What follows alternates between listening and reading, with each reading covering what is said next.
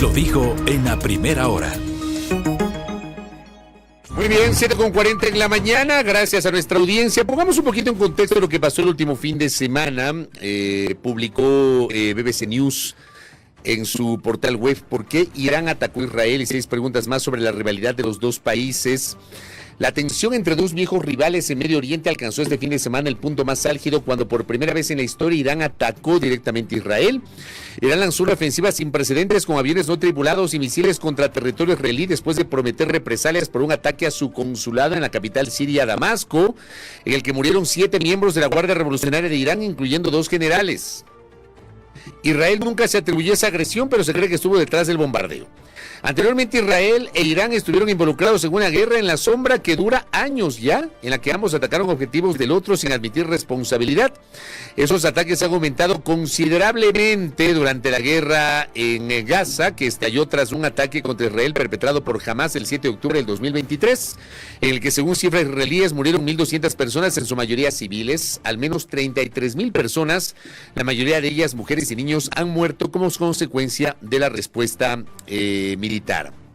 Esto publica BBC News en estas horas. También el portal dice: Israel asegura que exigirá un precio a Irán tras el ataque contra el país, mientras Teherán, la capital iraní, advierte contra cualquier represalia imprudente. Es lo nuevo de estas horas. Me quiero contactar con mi colega Ruth del Salto. Ella dirige algunos espacios, Club de Prensa Ecuador y Ángulo, que son sus 2 espacios en NTN 24. Y ahora le he pedido a Ruth, que reside en Doha, la capital de Qatar, también en Oriente Medio, pero claro, Qatar no tiene nada que ver con el conflicto. Pero Ruth sigue de cerca desde su condición de periodista los episodios ocurridos en la zona. Querida Ruth, qué gusto saludarte. Bienvenida, buenos días a este espacio.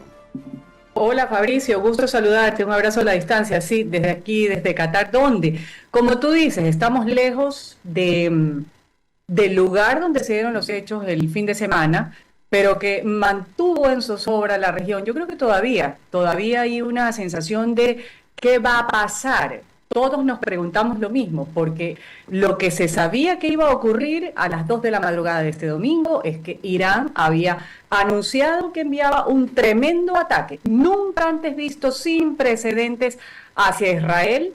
Esto, como tú bien lo has explicado, has hecho esta antesala a la presentación de la noticia, en represalia a este ataque que hubo en Damasco. Israel no se lo ha atribuido, pero se sabía que venía un ataque sin precedentes, estos proyectiles, más de 300, con 20 kilos cada uno de explosivos. Entonces, uno solo de imaginárselo, pues dice, ¿qué va a pasar con esto? Pero repito, fue anunciado, y ahora muchos medios de comunicación dicen anunciado y teatral. Claro, porque fue un espectáculo, digámoslo así, por titularlo de alguna manera, sin precedentes también. ¿Cómo fue la respuesta de Israel? Se sabe de una persona herida, pero de daños menores, así lo ha calificado Israel. Eso es lo que sucedió este fin de semana y, como te digo, pues estamos lejos del conflicto, pero en una región que no deja de ver cómo suceden las cosas, porque no se sabe si Israel va a responder a este ataque anunciado por Irán, porque aquí todo es yo te doy, yo recibo, también te lanzo un ataque, voy a ver qué respuesta te doy, voy a esperar el momento propicio.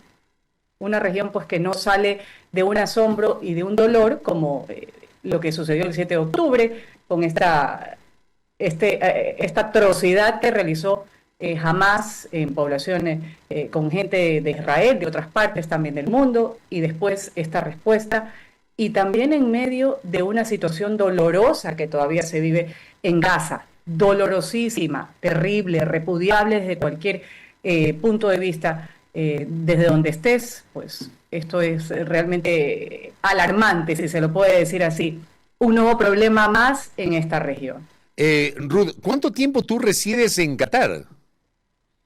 2 años, yo estoy acá en Qatar, en Doha, 2 años. Te pregunto eso porque consulto si lo que pasó este fin de semana pudo ser considerado en estos 2 años que estás allá en Qatar. Uh-huh. ¿Es tal vez el momento de mayor tensión que tú has podido percibir allá en la zona en estos 2 últimos años? Claro, yo te puedo decir con certeza sí, porque empieza a salir la noticia, estábamos el sábado en la noche, sucede que Irán va a mandar todo estos proyectiles a Israel. Entonces toda la región se pone alerta. Jordania cerró espacio aéreo. No sé quién hace de esta forma. Irak actúa de esta manera. Entonces tú dices, ¿cómo se empieza a actuar? ¿Qué pasa si es que? Yo te puedo decir, sí, quizás es una de la única cosa que te pone en alerta viviendo en esta región que tú dices, estamos un poco preocupados, ¿qué puede pasar? ¿Quiénes evacúan primero? ¿Quiénes después? ¿Por qué no decirlo así? Porque estamos con familias aquí. Entonces, ¿cómo sería en el caso que? Ya después de haber vivido lo que vivimos todo el mundo con el COVID-19, pues nada es de segundo plano, nada es imposible, nada no se puede dar. Entonces, ¿podría pasar que? No, todavía no. Esperemos a ver qué sucede, cómo responde. Bueno, hasta aquí todo se ha normalizado, eso es lo que te digo. O sea, el fin de semana sí fueron horas de tensión, 2 de la mañana, todos atentos a ver qué pasaba, no pasaba, pero como fue anunciado, pues el daño se sabía que no iba a ser desproporcionado como hubiese sido si hubiese sido un ataque sorpresa. Eso también es cierto. que es importante. Entonces, lo que estás diciendo en este momento, Ruth, porque claro, acá estamos en el otro lado del mundo, nos quedamos con atención el último fin de semana, nos quedamos incluso, digamos, para el interés informativo y público ecuatoriano, la situación de la vicepresidenta de la República, que es la embajadora de Ecuador ante el Estado de Israel, hizo una declaración diciendo que la han dejado sola, que está en un búnker, etcétera, etcétera, etcétera. Pero nos quedamos con esa información y tú estás diciendo en este momento que todo se ha normalizado. Es importante, ¿por qué? Porque el fin de semana muchos temían, incluso publicaron, de que este podría ser el arranque de la Tercera Guerra Mundial, que por un lado vamos a tener a los iraníes apoyados por Rusia, por China y por otros países, y por el otro lado a Estados Unidos, con Francia, con el Reino Unido apoyando a Israel. O sea, nada de eso ha ocurrido, Ruth. Creo que es importante comentarlo. claro, no, nada de eso ha ocurrido, pero no hay que descuidarlo.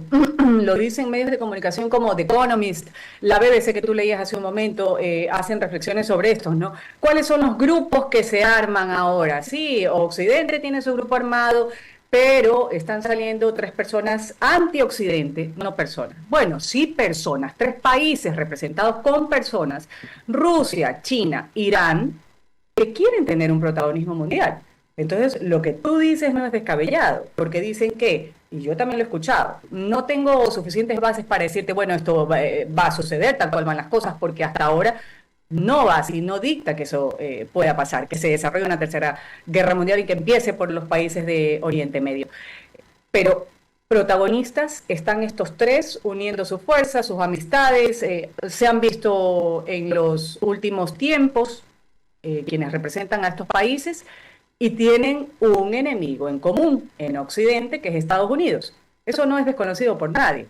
Entonces, para lograr cierto protagonismo, siempre ha habido rivalidad entre estos países. Y entre ellos está Irán también.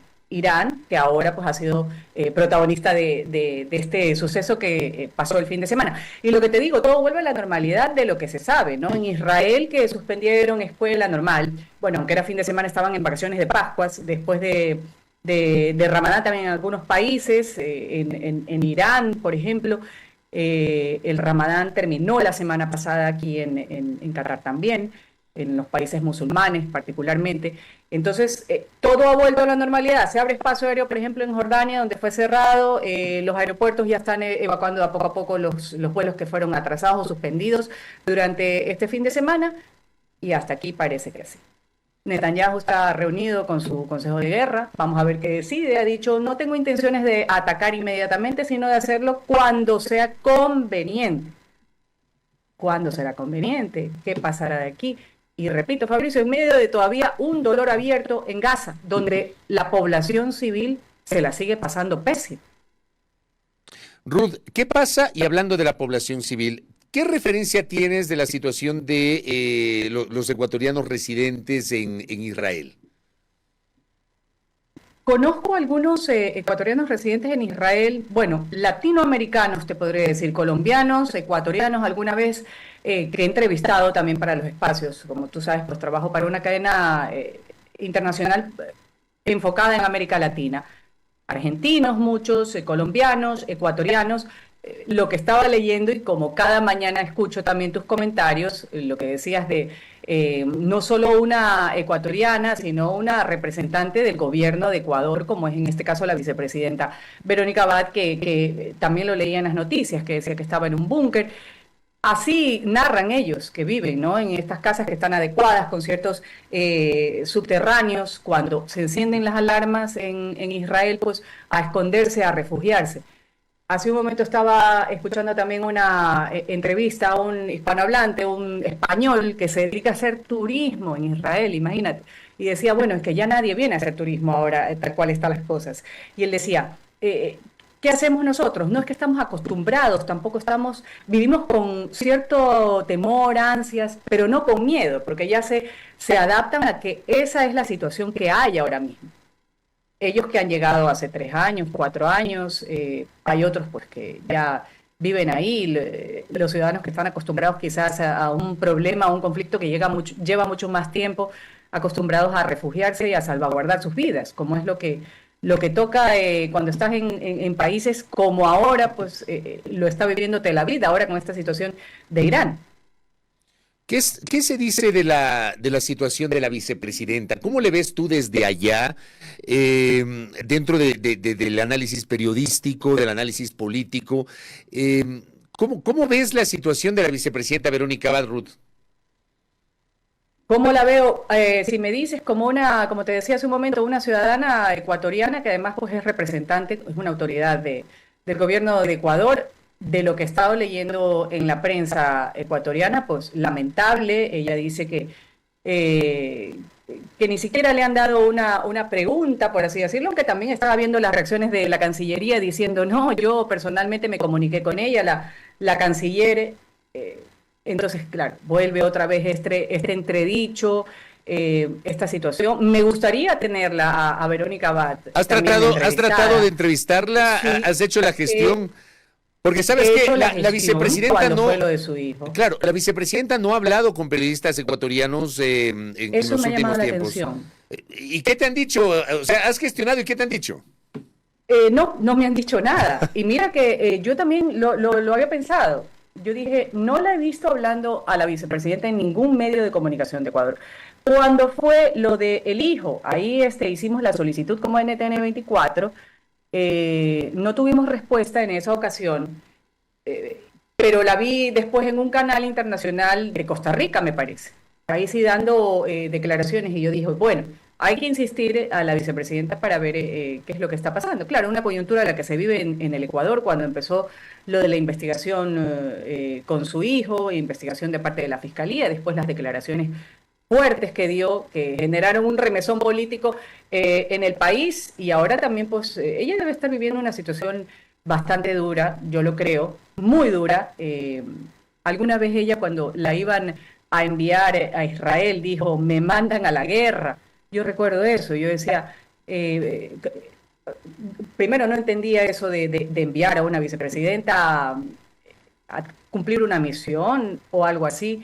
En otro país, un poquito extraño resultó todo eso, y después decir la situación de esa mujer, más allá de que su hijo sí, efectivamente debe rendir a la justicia las declaraciones, las pruebas de descargo en un proceso que tiene ahora en investigación, como el que tiene el hijo de la vicepresidenta. Eso no quita lo uno de lo otro, que la señora está lejos. Todos queremos saber cómo están nuestros seres queridos, y me imagino pues ahora, además de estar lejos con su situación personal, familiar, tener este no saber o esta incertidumbre, esa es la palabra, porque todo es desconocido lo que va a suceder entre Israel e Irán. Pero ya el fin de semana pues yo decía, wow, debe ser complicado. Para cualquier persona que esté allá, debe ser muy complicado. Peor alguien que está recién, pues, y que no ha sido o que no ha ido de forma voluntaria. Yo te pregunto también, dejando de lado la vicepresidenta, que yo coincido contigo, o sea, sí, y mira, tú nos revelas que también has tratado de entrevistar a la vicepresidenta y no has recibido respuesta, solo silencio. Acá, por ejemplo, claro, acá me escribe una de nuestras oyentes, Magdalena me dice, no tenía prohibido hablar con medios nacionales. No, la vicepresidenta tenía prohibido hablar con cualquier medio, porque hay que recordar que los embajadores, y digamos, el caso de Verónica Abad es un caso atípico. Es la vicepresidenta de la República, pero es la primera vez en la historia que dentro de la atribución constitucional que tiene el presidente para asignar funciones, en este caso a la segunda mandataria, le envía como embajadora. Esto no tiene precedentes en el Ecuador. Y claro, aquí, siendo la vicepresidenta, pero siendo embajadora, ¿a quién responde? ¿Al presidente? ¿Se puede mandar sola o responde a la Cancillería, que al final la Cancillería es ejerce como jefe de los embajadores, y la Cancillería había emitido una comunicación en el sentido de que no puede hablar sin autorización? El tema es que la Cancillería dijo no puede hablar con nadie, y la vicepresidenta ha hablado con medios internacionales y no con medios nacionales, lo cual llama la atención, como digo, en este contexto que estamos conversando. Ahora, dejando de lado el tema de la vicepresidenta de la República, lo que pasa en este conflicto Israel-Palestina, ahora mismo la crisis del último fin de semana con Irán, estas tensiones en esa parte de Oriente Medio, ¿tienen alguna incidencia o repercusión, por ejemplo, en la economía de los Emiratos, es decir, de Arabia Saudita, de Qatar, de Emiratos Árabes Unidos? ¿Tiene algún tipo de repercusión política, económica, de seguridad, Ruth? No, no que lo sepa. Mira, yo creo que Qatar y otro país, te voy a citar Egipto, han estado siempre de protagonistas en este tipo de eventos, no en el reciente. El de Irán con Israel, pero por ejemplo, no es desconocido, países mediadores. Qatar ha tenido un protagonismo increíble tratando de negociar con las partes el cese al fuego, que si en Ramadán suspendían, que si se levantaron de la mesa los unos, que si no aceptaron las condiciones los otros. No he conocido de retaliación por parte de estos países. Lo que sí sé es que Israel está armando su bloque occidental. Como sabemos, pues él tiene el respaldo de los norteamericanos, los franceses, los de Reino Unido, Jordania en la región también lo apoya.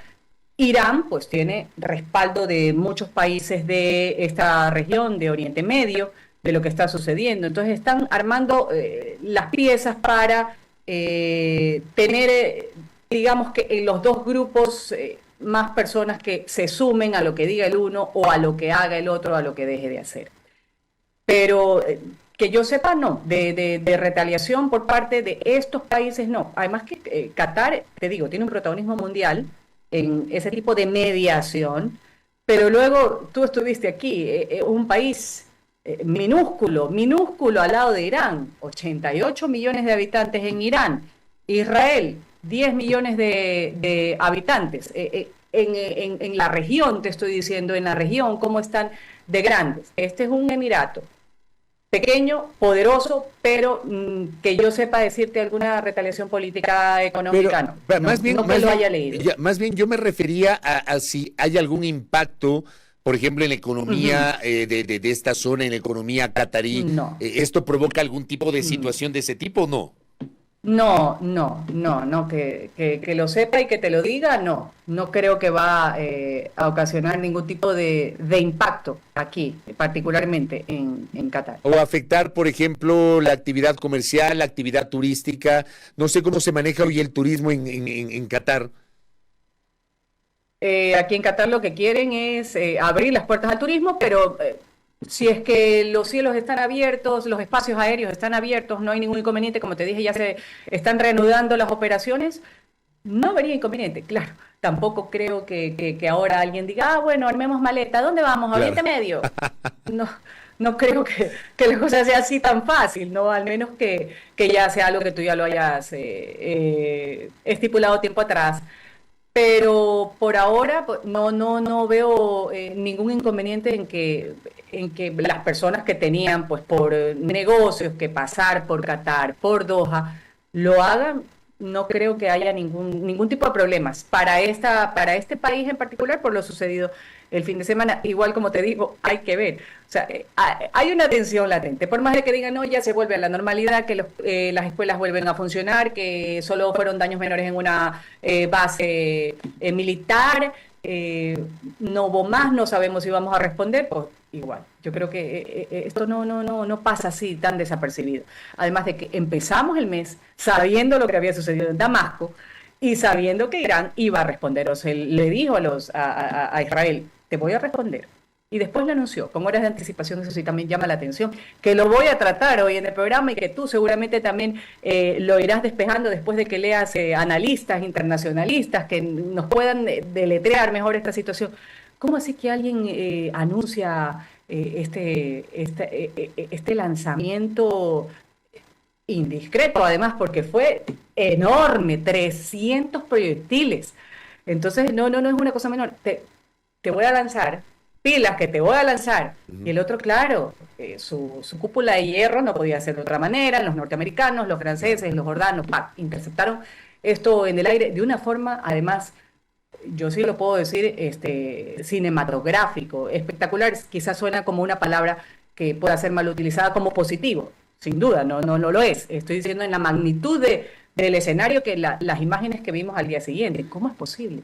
Esto de aquí fue lanzado y esto de aquí fue detenido de la forma que fue detenido. O sea, era como estar viendo, no sé, algo inimaginable. Cuando veíamos en la televisión iraní o en los reportes en Al Jazeera o en las redes sociales, que estaba lleno, pues eso. O por ejemplo, y con esto cierro, a propósito de lo que estás diciendo, ¿cómo se viralizaron imágenes falsas que no correspondían? También. Creo que una imagen emblemática que se viralizó mucho, incluso medios en sus redes sociales, medios digitales, pero también medios masivos, publicaron ahí unas imágenes de la supuesta respuesta de Israel, que cayó supuestamente la cortina de hierro, etcétera, y resulta que correspondía a un videojuego que se había compartido en 2021. Seguro.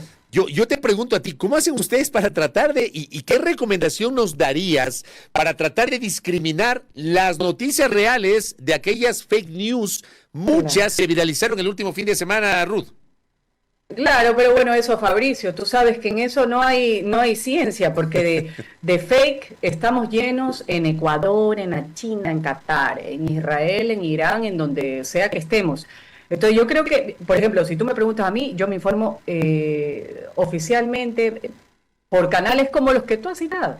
Que si la BBC pone esto, hay portales en España también que lo sintetizan bastante bien, serios, El Mundo.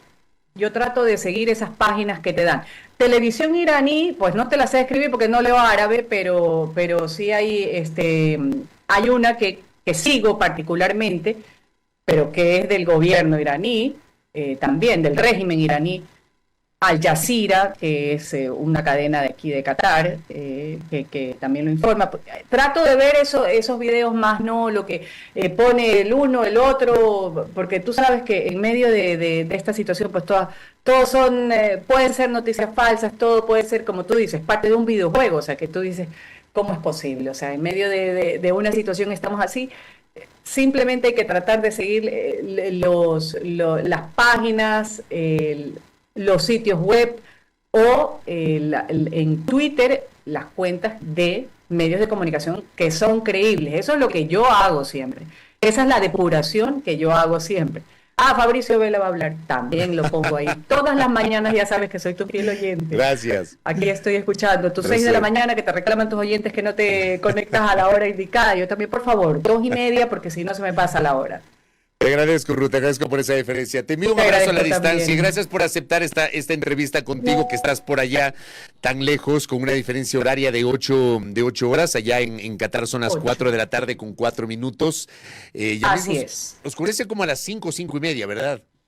Sí, ya mismo está cayendo un clima bastante raro, te digo ahora. Todavía no estamos en el invierno terrible. O sea, aquí en realidad junio, julio, agosto, septiembre.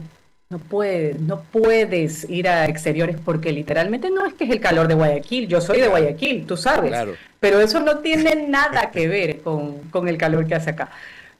El clima está un poquito raro, sol, pero fresco, bastante agradable ahora acá. Correcto, Ruth. Gracias, te envío un abrazo, que tengas un Te buen agradezco día. también. Muy gentil. Abrazo. Abrazo, Ruth. Ruth del Salto de NTN24, colega ecuatoriana que reside en Qatar, nos da su visión sobre lo que está ocurriendo justamente en Oriente Medio. El último comunicado de Cancillería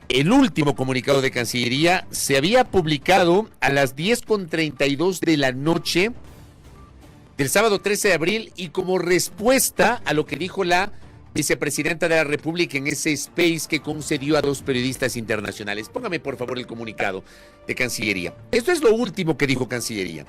El gobierno del Ecuador condena el ataque de la República Islámica de Irán al Estado de Israel e insta a evitar la escalada del conflicto en Medio Oriente. La Cancillería ecuatoriana tan pronto conoció acerca del ataque contra Israel, envió instrucciones para el resguardo y protección de todo el personal de la embajada y se contactó directamente a la embajadora Verónica Abad, quien confirmó que se encontraba bien y que seguía las instrucciones que el Estado de Israel había entregado a todas las misiones diplomáticas de ese país, que son más de 90. Se da seguimiento permanente a la evolución del conflicto. Asimismo, se mantiene contacto con todos los funcionarios de nuestra embajada en Israel, quienes han confirmado estar en resguardo, protegidos y bien. A través de la embajadora, se está en contacto con la comunidad ecuatoriana en Israel para brindar el soporte necesario. Aquí, gracias, don Robert. Aquí alguien no dice la verdad, porque la vicepresidenta dice que no se han comunicado con ella, que no sé qué, que la han dejado sola, y acá la Cancillería dice que sí ha mantenido contacto con la embajadora, vicepresidenta y embajadora de Ecuador en Israel. Aquí alguien no dice la verdad. En fin. Primera plana. Todas las noticias, todas las voces.